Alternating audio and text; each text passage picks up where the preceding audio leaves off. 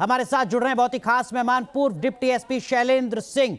बहुत बहुत स्वागत है शैलेंद्र जी आपका न्यूज नेशन में। एक पूरी पीढ़ी ऐसी है जो आपके संघर्ष के बारे में, आपकी चुनौतियों के बारे में नहीं जानती है।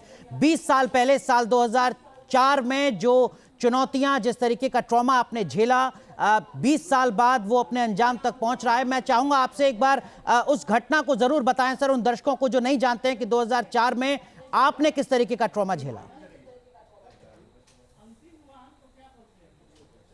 बात सही है, 2004 जनवरी शुरुआत की बात है और उस समय कृष्णानंद राय जी जीवित थे और कृष्णानंद राय और मुख्तार अंसारी के बीच में क्रॉस फायरिंग लखनऊ कैंट थाना क्षेत्र में हुआ था और शासन प्रशासन इस बात से बहुत परेशान हो गया था कि लखनऊ में अगर राजधानी में इस तरह से गैंगवार हो रही तो पूर्वांचल में क्या होगा।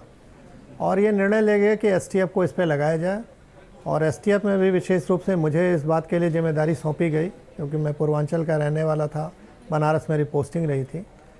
तो ये हुआ कि इन पे अंकुश लगाया जाए और उसी क्रम में मैं इन लोग अपराधियों के फ़ोन सुनना शुरू किया पैरेलल, जिसमें ये बात निकल के आई कि एक सेना का भगोड़ा बाबूलाल यादव है जो light machine gun Jammu Kashmir से लेके भागा राष्ट्रीय राइफल से और 1 करोड़ में ये बेचना चाह रहा है मुख्तार अंसारी को। और मुख्तार अंसारी से उसकी बात लगभग फाइनल हो गई थी, तय हो गया था, बस केवल डिलीवर करना था। और फिर उसके बाद हम लोगों ने इंटरफेयर किया और उस लाइट मशीन गन की रिकवरी की जनवरी 25 में 2004 को। और पोटा कानून उस समय चूँकि एग्जिस्ट करता था तो पोटा कानून भी लगा।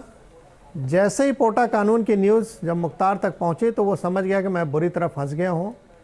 उसने तत्कालीन जो मुलायम सिंह यादव की अल्पमत की सरकार थी जिसको ये सब सपोर्ट दे रहे थे, उसने दबाव बनाया कि इस केस को रफा दफा किया जाए। अधिकारियों के माध्यम से मुझे संदेश दिया गया कि मुख्यमंत्री जी ये चाहते हैं। मैंने मना कर दिया क्योंकि वादी मैं ही था उस केस का, एफआईआर मैंने ही दर्ज कराई थी। तो मैंने कहा कि ये संभव नहीं है, मुख्तार अंसारी को तो मैंने पहले ही लाइन में नाम डाला है, ये संभव ही नहीं है। और अंत में बहुत नाराज़ हुए मुख्यमंत्री तत्कालीन मुलायम सिंह यादव। वाराणसी जोन के IG, range DIG, SSP, STF, Lucknow सबका ट्रांसफ़र रातों रात कर दिया गया और मेरी यूनिट को भी बनारस से क्लोज करके लखनऊ बुला लिया गया। 15 दिनों तक डायरेक्ट इनडायरेक्ट मुझे धमकियों के माध्यम से या समझाने के माध्यम से ये बताया जाता रहा कि आप माफिया से मत भिड़िए, जिसको सरकार समर्थन दे रही है उसका प्रश्रय है, ऐसी कंडीशन में आप और आपका परिवार खतरे में है, आप ये सब मत करिए। और उसका नतीजा रहा कि मैंने 15 दिन बाद फिर रिज़ाइन किया और अपने रेजिग्नेशन में लिखा, मैंने इस बात को इसलिए लिखा कि जनता को ये मालूम हो कि जिस सरकार को आप चुन रहे हो सरकार किसके इशारे पे चल रही है जी। ये माफियाओं के कहने पे चल रही है। और मैंने लिखा कि हम जैसे ईमानदार लोग ऐसी परिस्थिति में नहीं काम कर सकते निष्पक्ष रूप से, इसलिए मैं त्यागपत्र दे के जा रहा हूँ। तो ये उस समय की घटना थी। और उसके बाद फिर शैलेंद्र सर, एलएमजी तो रेस्ट्रिक्टेड बोर होता है सर, सामान्य व्यक्ति नहीं ले सकता इसको, सेना युद्ध में इसका इस्तेमाल करती है। मुख्तार अंसारी एलएमजी खरीदना चाह रहा था एक सिटिंग एमएलए पर हमला करने के लिए। आप तो ये मानकर चल रहे होंगे कि आपने रिकवरी की है तो आपको राज्य सरकार प्रमोट करेगी, आपकी तारीफ करेगी, आपको और ज्यादा बेहतर पोस्टिंग मिलेगी सम्मान के साथ। हुआ उल्टा? बिल्कुल सही आप कह रहे हैं कि हम और हमारी टीम इस बात से उत्साहित थी कि न लाइट मशीन गन की रिकवरी न उसके पहले कभी हुई है, न 20 साल आज हो गए अभी तक कभी हुई, अकेली रिकवरी है।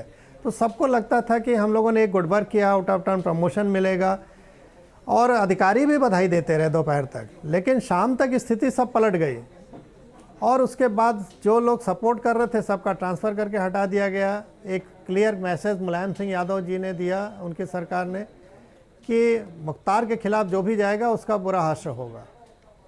तो जो गुड वर्क था वो देर से बैड वर्क में बदल गया, हमारी टीम को परेशान किया जाने लगा।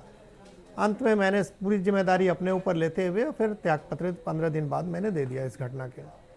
सर, एक उससे आगे का सवाल है, आपको उसके बाद मानसिक प्रताड़ना तो हुई, उसके बाद आपको जेल भी जाना पड़ा, वो क्या कहानी थी? हाँ बिल्कुल सही है। देखिए, जब सरकार आपके अगेंस्ट हो जाए तो कोई ना कोई बहाना डाल के आपको जेल भेजना चाहती है। बनारस में घटना हुई थी कि वहाँ कुछ विद्यालय लगातार 2-3 महीना से बंद थे, लड़कों के बात लेके मैं डीएम से मिलने गया और अंत में मुझे ही अरेस्ट करके जेल भेज दिया गया कि आप डीएम कार्यालय में तोड़फोड़ कर रहे हैं। लेकिन मैं वो परिस्थितियां बहुत ही अलग थीं। अब परिस्थिति बदली जब मुख्यमंत्री योगी आदित्यनाथ जी बने। जी, मैं बधाई देने गया था तो उसी समय इन्होंने कहा कि शैलेंद्र आपके साथ अन्याय हुआ, मैं जानता हूं। जब मैं उस समय जेल गया था तो मेरे परिवार को फ़ोन करके भी उन्होंने हालचाल लिया था और कहा था कि हम आपके साथ हैं। तो उनकी सरकार जब बनी 2017 में तो मेरे 2 केस थे, जेल इन लोगों ने जो भेजा था वो वापस लिया और उसकी वजह से जो मेरा न कभी पासपोर्ट बन सकता था न आर्म्स लाइसेंस हो पाते थे, तो वो बाधाएं दूर हुई। जी। एक बहुत बड़ी रिलीफ मिली।